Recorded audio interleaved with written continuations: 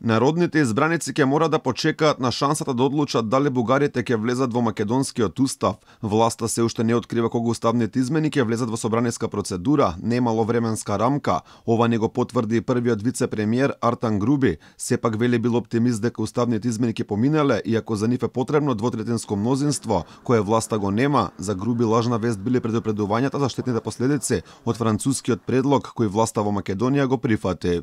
Јас сум апсолутен оптимист, затоа што имаме апсолутна поддршка од сите проевропски сили во земјава и надвор во однос на уставните измени и во однос на продолжување на европскиот пат на нашата држава.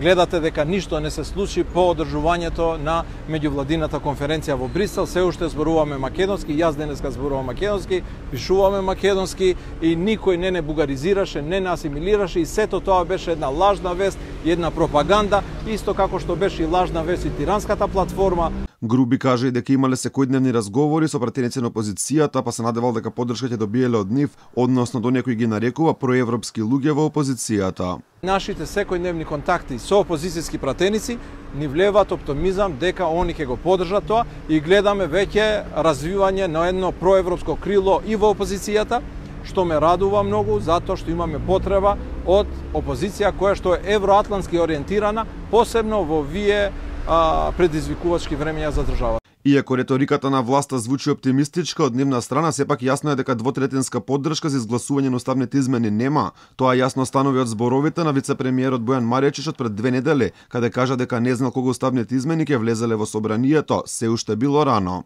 Ние се уште немаме временска рамка, велам, скринингот ни остава доволно простор да делуваме и ќе работиме на ова интензивно, секако ќе процедурата во собрание ќе почне во некоја понатамошна фаза, сега мислам дека е рано за тоа да се зборува. Инаку лидерот на опозицијата Христијан Мицкоски тврдејќи дека ниту еден пратеник на ВМРО ДПМН нема да даде поддршка за уставните измени, ја повика власта тие веднаш да влезат во собранието.